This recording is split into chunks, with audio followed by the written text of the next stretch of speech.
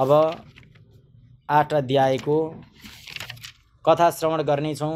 गरुडजीले भगवान नारायणसँग भन्नुहुन्छ, हे भगवान, पुण्यात्माको सारा पारलौकिक क्रियाहरूको सम्बन्धमा मलाई बताउनुहोस्। पुत्रले जुन प्रकार ती क्रियाकर्म गर्नुपर्दछ त्यसलाई त्यसै प्रकारले बताउनुहोस् भनेर गरुडजीले भगवानसँग बिन्ती गर्नुभयो। तब भगवान भन्नुहुन्छ, हे गरुड, मनुष्यको हितको दृष्टिले तिमीले साह्रै राम्रो प्रश्न गरेको छौ। धार्मिक मनुष्यको लागि गर्न योग्य जुन कामहरू छन् ती सबै म तिमीलाई भन्दछु। पुण्यात्मा व्यक्ति वृद्धावस्था प्राप्त हुँदा आफ्नो शरीरलाई रोगग्रस्त तथा ग्रहको प्रतिकूलतालाई देखेर प्राणवायु चलेको विचार गरी आफ्नो मरणको समय जानेर निर्भय हुन जान्छ र आलस्यलाई परित्याग गरी जान अनजानमा गरिएका पापहरूको विनाशका लागि प्रायश्चित्तको आचरण गर्दछ। जो पुण्यात्मा छ उसले समय बिताउँदै गइसकेपछि अब मेरो मृत्यु नजिक आउँदैछ भन्ने उसले बुझेर पुण्य कर्म आदि इत्यादि गरेर गरेको जीवनमा गरेका पाप कर्महरूबाट पनि बच्ने विचार राख्दछ।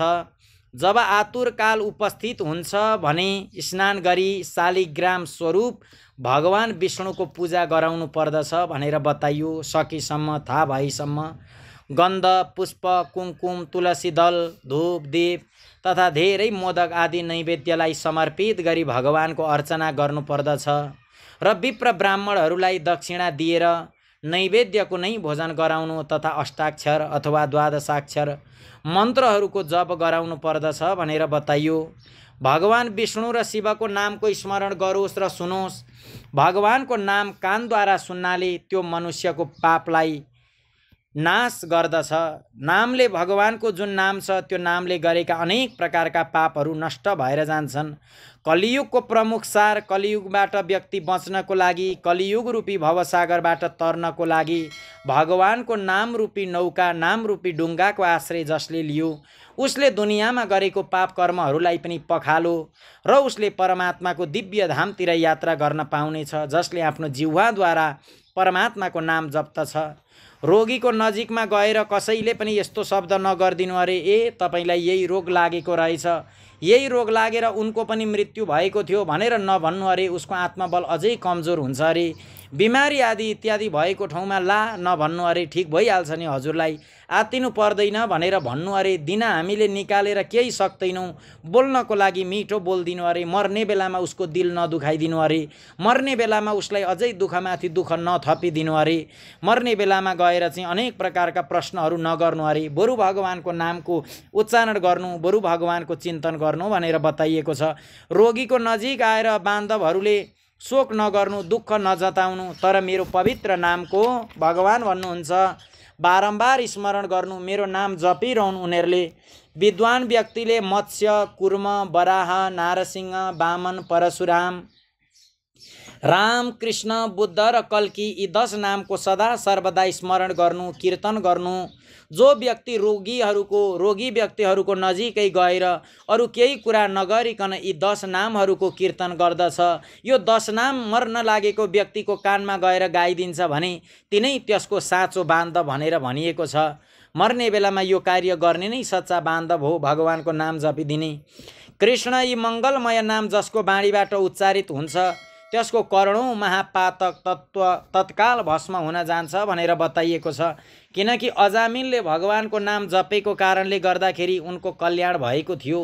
सारा कुरा जे जस्तो भए तापनि एउटा पुत्रको नाम नारायण राखेको कारणले गर्दा जब यमराजका दूतहरू आएका थिए लिनको लागि भनेर, त्यति बेला अजामिलले ए पुत्र नारायण भन्दाखेरि पुनः चाहिँ भगवान नारायणका पार्षदहरू आएर यिनले भगवानको नाम लिएको छ, लिएर जान्छौँ भनेर देवताका पार्षदहरूले लिएर जानुभयो।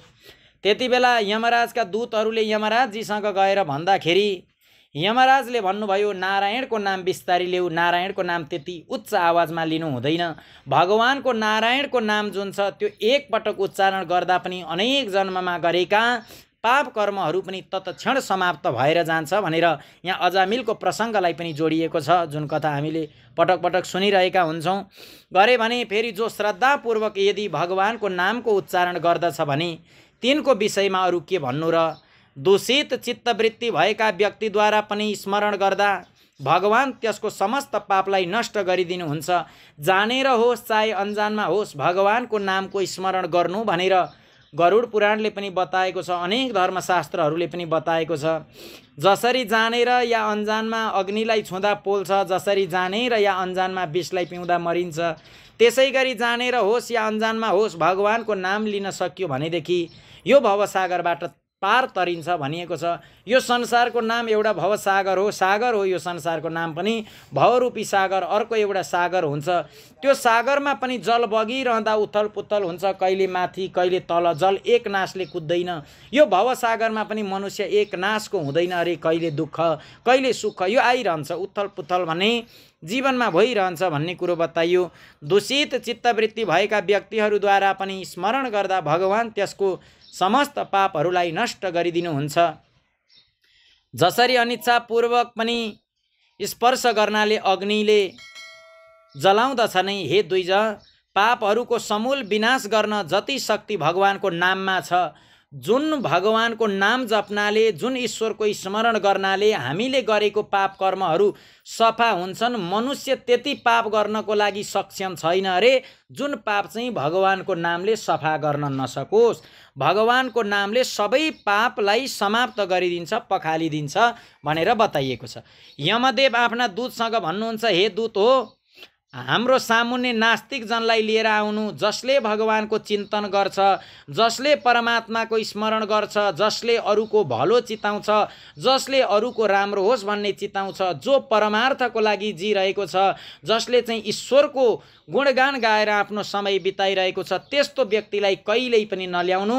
जो पापी, दुष्टात्मा, दुराचारी, अत्याचारी, भ्रष्टाचारी, नास्तिक, ईश्वरलाई कहिल्यै पनि नपुज्ने, ईश्वरलाई कहिल्यै पनि नभज्ने, ईश्वरसँग खालि शङ्काकै विषयले मात्रै हेर्ने, परमात्मा जो मनोमन्थनको विषयको, ईश्वरलाई मनोरञ्जनको विषयले मात्रै हेर्दछ भने त्यस्तो व्यक्तिलाई लिएर आउनु। तर जो पुण्यात्मा छ उनीहरूलाई कहिल्यै पनि नल्याउनु भनेर भन्नुभयो।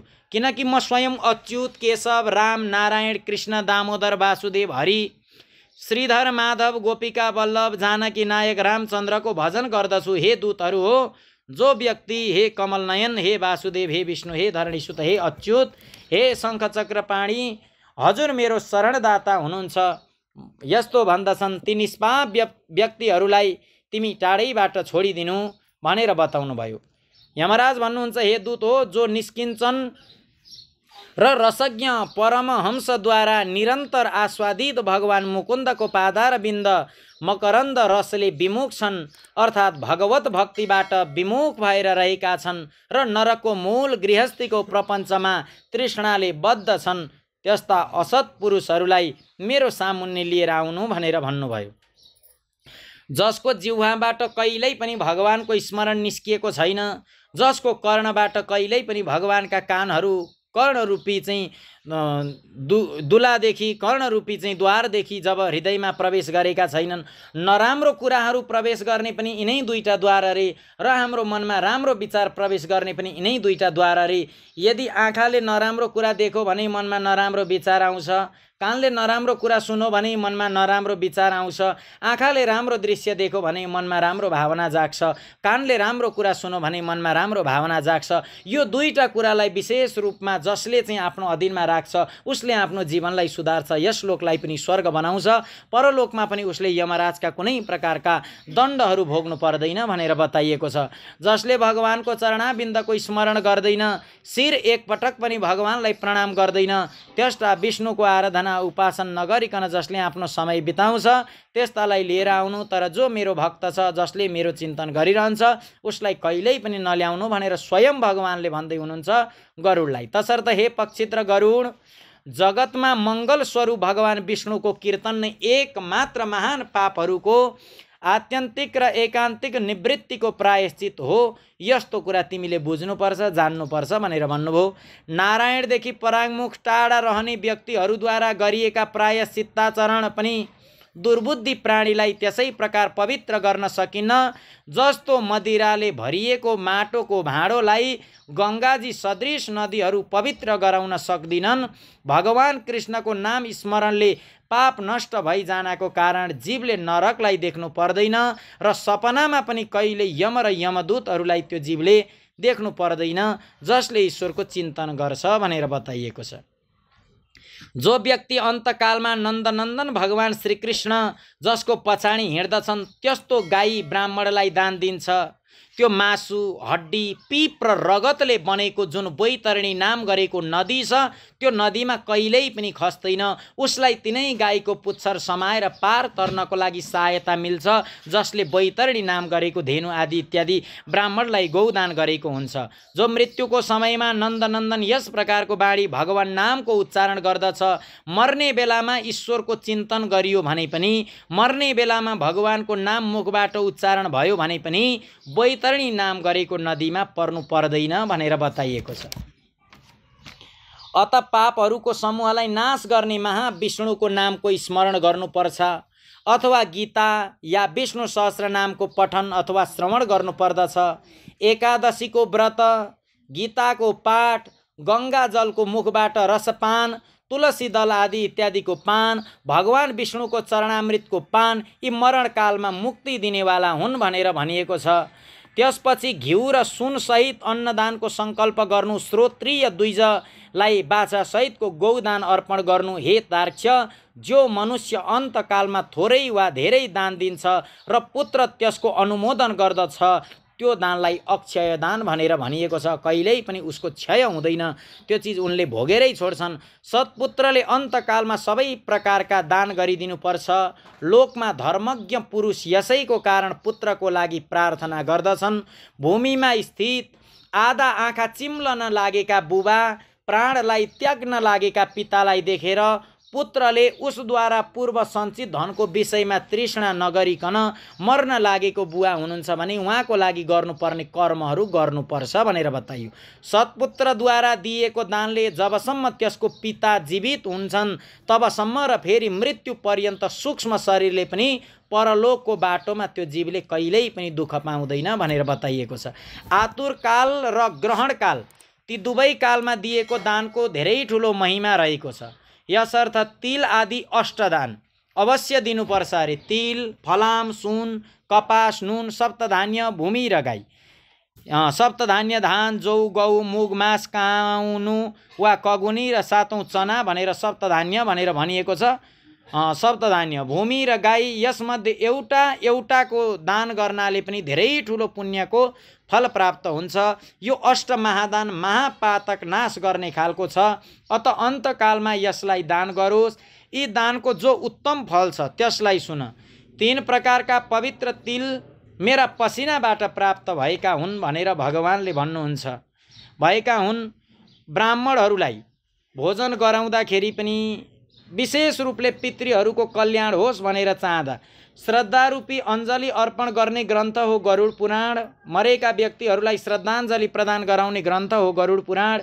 योबाट चाहिँ श्राद्ध गर्न सकिन्छ।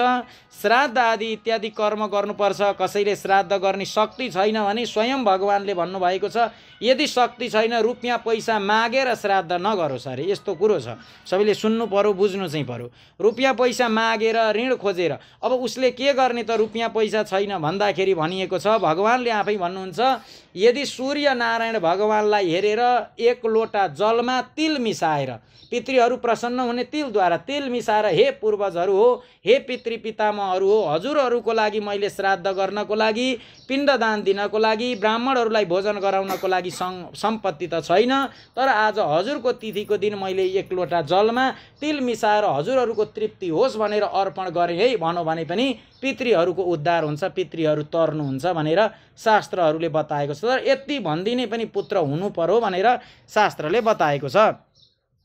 यो अष्टमहादान महापातक नाश गर्ने खालको छ। अत अन्तकालमा यसलाई दान गरोस्। यी दानको जो उत्तम फल छ त्यसलाई सुन। 3 प्रकारका पवित्र तिल मेरो पसिनाबाट उत्पन्न भएका हुन्छन्। शास्त्रले त बताएको छ पितृ तर्न ब्राह्मण भोजन गराउने दिन। जसरी हामीले ब्राह्मण भोजन गराउँछौँ, ब्राह्मण भोजन गराउँदाखेरि प्रमुखतया ब्राह्मणहरूलाई पुराणले बताएको दक्षिणतिरबाट उत्तरतिर फर्काएर हामीले ब्राह्मणलाई बसाउनुपर्छ। ठाउँ पुग्दाखेरि त्यसरी बसाएर चाहिँ हामीले उहाँहरूलाई भोजन गराउनु पर्यो। भोजन गराइसकेपछि उहाँहरूले भोजन गरिसकेपछि जुन जल दिनुहुन्छ या जुन शरबत दिनुहुन्छ त्यसमा तिल मिसाउनु पर्यो। तिल मिसाइदिइसकेपछि त्यो तिलको एउटा दानो मात्रै पनि ब्राह्मणको मुखमा पर्यो भने पितृहरू तृप्त हुनेछन् र पितृलोकमा नृत्य गर्नेछन् भनेर बताएको छ। र देव पूजा आदि इत्यादि गर्नको लागि गुरुहरू बोलाइएको छ भने पूर्वबाट पश्चिम फर्काउनु पर्यो। जो चाहिँ हजुरहरूले दक्षिणा दिने बेलामा टिको लगाइदिँदा हजुरको मुख दिनेवालाको पूर्वतिर फर्किनु पर्यो। अनि तपाईले जसरी गुरुहरू दक्षिणबाट उत्तर फर्काएर राख्नु भएको छ भने दिनेवालाको मुख चाहिँ दक्षिणतिर हुन्छ। दिनेवालाले दानहरू दिँदाखेरि दक्षिणतिर हेरेर दिनुहुन्छ। यस्तो कुरा पनि शास्त्रले बताएको छ। तिलको धेरै ठुलो महिमा रहेको छ। कुशको धेरै ठुलो महिमा रहेको छ। सेतो, कालो र कैलो वर्णको तिलको दानले बाणी, मन र शरीरद्वारा कायिक, वाचिक, मानसिक सम्पूर्ण त्रिविध पापलाई नाश गरिदिन्छ भनेर बताइयो। फलामको दान भूमिमा हात राखेर दिनुपर्छ अरे। फलामको दान दिँदाखेरि यस्तो गर्नाले त्यो जीव यम सीमालाई प्राप्त गर्दैन र यम बाटोमा जाँदैन। पाप कर्म गर्ने व्यक्तिहरूको निग्रह गर्नको लागि यमका हातमा वञ्चरो, मुसल, दण्ड, तलवार तथा छुरी शस्त्रको रूपमा रहन्छन्। यमराजको अयुधलाई सन्तुष्ट गर्नको लागि फलामको दान बताइएको छ। यसर्थ यमलोकमा सुख दिनेवाला फलामको पनि दान गर्नुपर्दछ। उरण, श्यामसूत्र, सण्डामर्क, उदुम्बर, पेशम्बल नामक यमका महादूत फलाम दानले सुख प्रदान गर्दछन्। हे तार्क्ष, परम गोपनीय र दानहरूमा उत्तम दानलाई सुन, जसको दानले भूलोक, पृथ्वी, भुवरलोक, अन्तरिक्ष र स्वर्गलोक निवासी अर्थात् मनुष्य, भूत, प्रेत तथा देवगण सन्तुष्ट हुन्छन्। ब्रह्मा आदि देवता, ऋषिगण तथा धर्मराजका सभासद स्वर्ण दानबाट सन्तुष्ट भएर वर प्रदान गर्ने हुनेछन्। यसर्थ प्रेतको उद्धारको लागि सुन दान गर्नुपर्दछ। हे तात, सुनको दान गर्नाले जीव यमलोकमा जाँदैन, त्यसलाई स्वर्गको प्राप्ति हुन्छ भनेर गरुड पुराणमा बताइएको छ। धेरै समयसम्म त्यो जीव सत्यलोकमा निवास गर्दछ। त्यसपछि यस लोकमा रूपवान, धार्मिक, वाक्पटु, श्रीमान र अतुल पराक्रमी राजा बनेर आउनेछ। बहुत योग्य घरमा जन्म लिनेछ। संस्कारी घरमा जन्म लिनेछ। कपासको दान दिनाले यमदूतसित डर हुँदैन। नुनको दान दिनाले यमसित डर हुँदैन। फलाम, नुन, कपास, तिल र सुनको दानले यमपुरका निवासी चित्रगुप्त आदि सन्तुष्ट हुन्छन्। सप्तधान्य दान गर्नाले यमराज र यमपुरका तीनै द्वारमा रहने अन्य द्वारपालहरू पनि प्रसन्न हुन जान्छन्। धान, जौँ, गहुँ, मुग, मास, काउनु वा कगुनी र चना यी सप्तधान्य भनिएको छ। जो व्यक्ति गो चर्म मात्र भूमि विधानपूर्वक सत्पात्रलाई अर्पण गर्छ भने त्यो ब्रह्म हत्याको पापबाट पनि मुक्त भएर पवित्र हुन जान्छ भनेर बताइएको छ। यस्तो मुनीश्वरहरूले देखेका छन्। राज्यमा गरिएका अर्थात् राज्य सञ्चालनमा राजाबाट हुने महापाप र व्रतबाट न तीर्थहरूबाट र अन्य कुनै दानबाट नाश हुन्छ, अपितु त्यो त केवल भूमिदानबाट नै विलीन हुन्छ भनेर बताइएको छ। जो व्यक्ति ब्राह्मणलाई धान्यपूर्ण पृथ्वी आदि इत्यादिको दान गर्दछ भने त्यो देवता र असुरबाट पूजित भएर इन्द्रलोकमा बास पाउँदछ भनेर बताइयो। हे गरुड, अन्य दानको फल थोरै भए तापनि पृथ्वी दानको पुण्य धेरै छ, जो बढ्दै जान्छ। भूमिको स्वामी भएर पनि अनेक भूमि छ, तर पनि चाहिँ भूमि खाली राख्छ। भूमिमा कसैलाई केही गर्न दिँदैन भने उसलाई दोषी मानिएको छ। भूमिको स्वामी हुँदाको अभिमानको जो भूमिका दान गर्दैन त्यो तबसम्म अनेक प्रकारको दुःख कष्टलाई प्राप्त गर्दछ। तसर्थ भूमिको स्वामीले भूमिदान गर्नु नै पर्दछ। अन्य व्यक्तिको लागि भूमिदानको स्थानमा मैले गोदानको विधिको बारेमा पनि बताइसकेको छु भनेर भन्नुभयो। त्यसपछि अन्तधेनुको दान गर्नुपर्दछ र रुद्रधेनु दिनुपर्दछ। तदन्तर ऋणधेनु दिएर मोक्षधेनुको दान गर्नुपर्दछ। जीवित हुँदै एउटा न एउटा गौदान जिन्दगीमा गर्नुपर्छ अरे। जुन दान गर्नाले बैतरणी नदीमा व्यक्ति पर्नु पर्दैन, जिउँदै हुँदा आफ्नै हातदेखि बैतरणी धेनुको दान गर्नुपर्दछ। गाई मनुष्यलाई त्रिविध आदि भौतिक आदि दैविक आध्यात्मिक तापहरू तथा कायिक, वाचिक एवं मानसिक पापबाट मुक्त गर्दछ। बाल्यावस्थामा, कुमार अवस्थामा, युवा अवस्थामा, वृद्ध अवस्थामा अथवा पहिलेको जन्ममा, रातमा होस् या प्रातःकालमा, मध्याह्नकालमा, अपराह्न र दुवै सन्ध्याकालमा शरीर, मन र वचनले जो पाप गरिएका छन् ती सबै पाप तपस्या र सदाचारले युक्त वेद जान्ने ब्राह्मणहरूलाई उपस्करयुक्त दान सामग्री सहित बाछो सहित गौ दान गर्नाले प्राप्त हुन्छ र जति पनि नराम्रो कर्महरू गरिएको छ त्यो कर्महरू नष्ट भएर जान्छ। दानमा दिएको त्यो गाई अन्तकालमा गोदान गर्ने व्यक्तिको सञ्चित पापबाट उद्धार गरिदिन्छन्। स्वस्थ चित्तावस्थामा दिएको एउटा गाई, आतुर अवस्थामा दिएको 100 गाई र मृत्युकालमा चित्त विवर्जित व्यक्तिद्वारा दिएको 1000 गाई तथा मरणोत्तर कालमा विधिपूर्वक दिएको 1 लाख गाई दानको फल बराबर नै हुन्छ। यस कारणले गर्दा जीवित अवस्थामा दिएको एउटा गौदानको फल धेरै फल छ भनेर बताइएको छ। तीर्थमा सत्पात्रलाई दिएको एउटा गाईको दान 1 लक्ष गोदान तुल्य हुन्छ। सत्पात्रलाई दिएको दान लक्ष्य गुणा हुन्छ। दातालाई अनन्त फल प्राप्त हुन्छ। पात्रलाई प्रतिग्रह दान लिएको दोष लाग्दैन। स्वाध्याय र होम गर्ने तथा अरूद्वारा पकाएको अन्न नखाने अर्थ स्वयं पकाउने ब्राह्मण रत्नपूर्ण पृथ्वीको दान लिए पनि प्रतिग्रह दोषबाट लिप्त हुँदैन। उसले सम्पूर्ण अन्न आदि इत्यादिलाई पचाउन सक्छ। तर जसले सन्ध्या वन्दन गर्दैन, जसले जप ध्यान गर्दैन, जसले पूजा पाठ गर्दैन, उसले यदि दान लियो भने पनि त्यो दानले उसलाई पिर्ने गर्दछ। यस्तो कुरो बताइएको छ यहाँ। विष र शीतलाई नाश गर्ने मन्त्र र आगो पनि के दोषको भागी हुन्छन् र अपात्रलाई दिएको त्यो गाई दातालाई नरकमा लिएर जानेवाला हुन्छ। पात्र चिनेर गरिएको दानले दातालाई पनि तारिदिन्छ, सबैको कल्याण गरिदिन्छ भनेर भनिएको छ। 101 पिँढीका पुरुषहरू सहित नरकमा खस्छन् यदि अपात्रलाई दान गरियो भने भनेर बताइएको छ। एउटा गाई एउटै ब्राह्मणलाई दान दिनुपर्छ। अनेक ब्राह्मणलाई एउटा गाई कहिल्यै पनि दान दिनु हुँदैन। त्यो गाई यदि लिनेवाला व्यक्तिले बेचो भने या बाँडो भनेदेखि उसको पनि 7 पिँढीलाई दोष लाग्छ। त्यस कारणले गर्दा पनि अब लिन पनि छोड्नुभयो होइन, दिन पनि अब बन्द भयो। त्यही होला कारण। हे खगेश्वर, मैले तिमीसित पहिले बैतरणी नदीको विषयमा भनेको थिएँ। त्यसलाई पार गर्ने उपायभूत बैतरणी गोदानको विषयमा म तिमीसँग भन्दछु। कालो अथवा रातो रङको गाईलाई अब पहिलीको कुरा यस प्रकारबाट गर्नु पर्दो रहेछ कर्म। अब सबै कुरा त सम्भव छैन, जुन सम्भव छ, जसरी भगवानको नाम सम्भव छ त्यसरी गर्ने हो। तर यहाँ जे लेखेको छ पूर्वकालमा कसरी गर्नु हुँदो रहेछ त भन्ने बुझ्नको लागि यहाँ जस्तो लेखेको छ त्यो कुरो मैले हजुरहरूलाई सबै नै सुनाइरहेको छु। जस्तो छ कहीँ पनि नछोडिकन सुनाइरहेको छु। कालो अथवा रातो रङको गाईलाई सुनको सिङ बनाइदिनु पर्थ्यो अरे, बनाइदिन्थे अरे पहिले। किनकि पहिले ब्राह्मणहरूलाई यो जुन हामी टपरी राख्छौँ शास्त्रले बताएको छ पहिले सुनको चाहिँ थाल हुन्थ्यो अरे।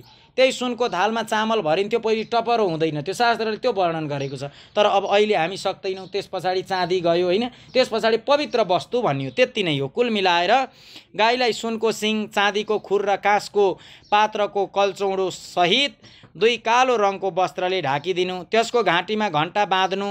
तब कपासमाथि वस्त्रसहित ताम्र पात्रलाई स्थापित गरी त्यहाँ फलामको दण्डसहित सुनको यममूर्ति पनि स्थापित गर्नु र काँसको पात्रमा घिउ राखेर यी सबै ताम्र पात्रमाथि राख्नु। उखुको डुङ्गा बनाउनु र रेशमी डोराले त्यसलाई बाँधेर भूमिमा कुवा खनेर एवं त्यसमा जल भरेर त्यो उखुको डुङ्गा त्यसमा राख्नु। त्यसको नजिक सूर्यको शरीरबाट उत्पन्न भएको धेनुलाई उभ्याई शास्त्रीय विधिविधान अनुसार दानको सङ्कल्प गर्नु। ब्राह्मणहरूलाई अलङ्कार र वस्त्रको दान दिनु तथा गन्ध, पुष्प, अक्षता आदिले विधानपूर्वक गाईको पूजा गर्नु। गाईको पुच्छर समाई उखुको ढुङ्गामा खुट्टा राखेर ब्राह्मणलाई अगाडि लगाई मन्त्र आदि इत्यादि पढ्दै अर्पण गर्नु। हे जगन्नाथ, हे शरणागत वत्सल, भवसागरमा डुबेका शोक सन्तापको लहराले दुःख प्राप्त गरेका मानिसहरूको रक्षक हजुर नै हुनुहुन्छ। हे ब्राह्मण श्रेष्ठ विष्णुरूप भूमिदेव, हजुर मेरो उद्धार गर्नुहोस्। मैले दक्षिणा सहित यो बैतरणी रूपिणी गाई हजुरलाई दिएको छु। हजुरलाई नमस्कार छ। म महाभयावह यम बाटोमा 100 योजन फैलिएको त्यस बैतरणी नदीलाई पार गर्ने इच्छाले हजुरलाई यस बैतरणी गाईको दान गरेको छु। हजुरलाई नमस्कार छ। हे बैतरणी धेनु, हे देवेशी, यमद्वारको महाबाटोमा बैतरणी नदीलाई पार गर्नका निमित्त हजुर मेरो प्रतीक्षा गरिदिनु। हजुरलाई मेरो नमस्कार छ। मेरो अगाडि पनि गाईहरू रहन्, बैतरणी नदीमा पुगेको बेला मेरो पछाडि पनि गाईहरू रहन्, मेरो हृदयमा पनि गाईहरू नै भरिरहन्। भगवानको नाम, गौको नाम हृदयमा रहिरहोस्। गाईहरूको बीचमा निवास गरौँ। जुन लक्ष्मी सबै प्राणीहरूमा प्रतिष्ठित हुनुहुन्छ तथा जुन देवतामा प्रतिष्ठित छन्, तिनै धेनु रूपा लक्ष्मी देवी मेरो पापलाई नाश गर्नुहोस्। यस प्रकार मन्त्रहरूले राम्रोसँग प्रार्थना गरेर हात जोडेर गाई र यमको प्रदक्षिणा गरेर सबै थोक ब्राह्मणलाई प्रदान गर्नु भनेर बताइयो। हे खग, हे यस विधानले जो बैतरणी धेनुको दान गर्दछ त्यो धर्म मार्गबाट धर्मराजको सभामा जान्छ। शरीरको स्वस्थ अवस्थामा नै बैतरणी विषयक व्रतको आचरण गर्नुपर्दछ र बैतरणी पार गर्ने इच्छाले विद्वानलाई बैतरणी गाईको दान दिनुपर्दछ।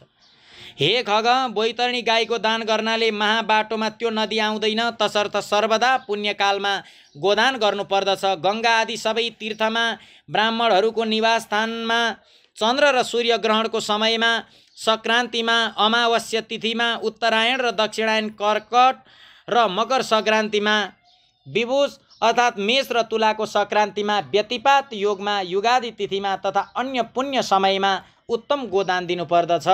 यो समय दिएको गोदान अझै धेरै फल दिनेवाला हुन्छ। जब श्रद्धा उत्पन्न हुन जान्छ र जब दानको लागि सुपात्र प्राप्त हुन जान्छ, त्यही बखत दानको लागि पुण्यकाल हो। किनकि सम्पत्ति अस्थिर छ, शरीर नाशवान छ, सम्पत्ति सदा रहनेवाला होइन।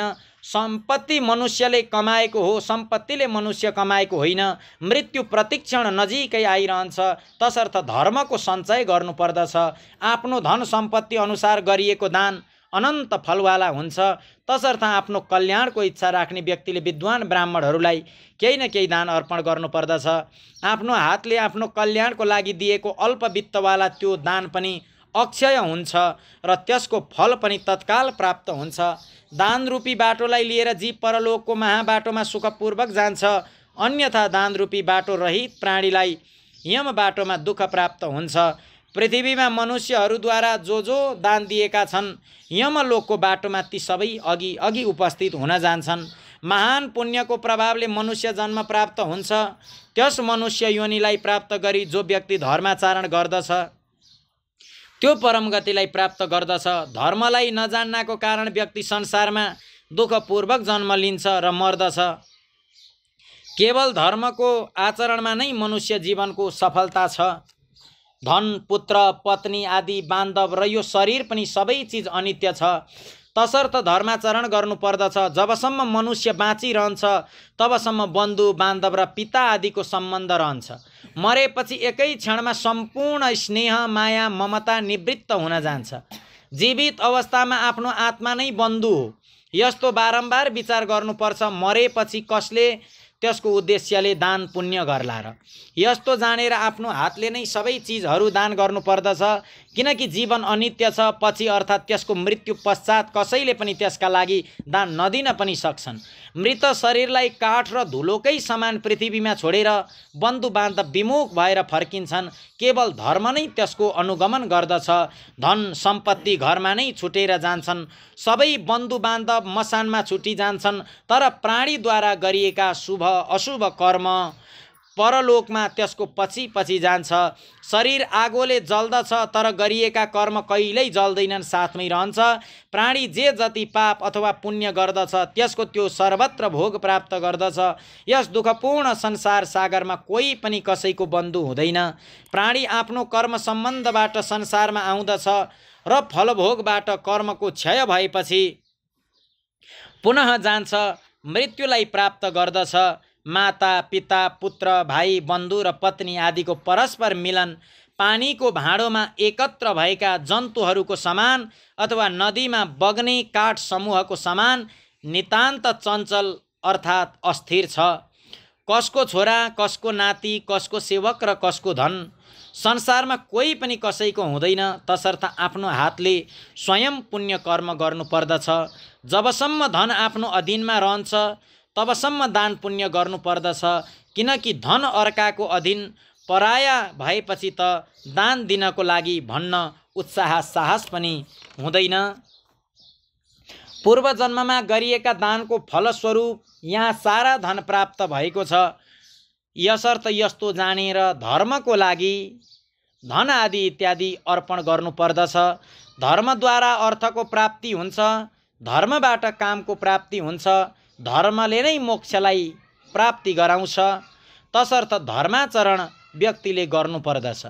धर्म श्रद्धाद्वारा धारण गरिन्छ, प्रशस्त धनराशिबाट होइन। जुन पनि पुण्य कार्य गर्छौँ, जुन पनि धार्मिक कार्य गर्छौँ, त्यो श्रद्धाबाट गर्नुपर्दछ। धनहीन मुनिहरूले पनि श्रद्धावान भएर नै स्वर्गलाई प्राप्त गरेका हुन्छन्। धन नै चाहिन्छ ईश्वरको आराधना गर्न भन्ने कुरो छैन। जो मनुष्य पत्र भए पत्रले, पुष्प भए पुष्पले, फल भए फलले, जल भए जलले, जे सुकै होस्, केवल केही कुरो छैन भने पनि मानसिक पूजा गर्छ, मानसिक भक्ति गर्छ भने पनि, त्यो भक्ति भावपूर्वक समर्पित गर्दछ भने त्यो संयतात्माद्वारा भक्तिपूर्वक दिएका पदार्थलाई म प्राप्त गर्दछु भनेर भगवानले भन्नुभएको छ। तसर्थ विधि विधान पूर्वक अवश्य नै केही न केही दान दिनुपर्दछ, थोरै होस् वा धेरै, यसको कुनै गणना गर्नु हुँदैन। जो पुत्र पृथ्वीमा परेका आतुर पिताद्वारा दान दिलाउँछ त्यो धर्मात्मा पुत्र देवताहरूको लागि पूजनीय हुन्छ। माता पिताको निमित्त जो धनपुत्रद्वारा सत्पात्रलाई समर्पित गर्दछ त्यसबाट छोरा नाति र पनातिका साथ त्यो व्यक्ति स्वयं पनि पवित्र हुन जान्छ।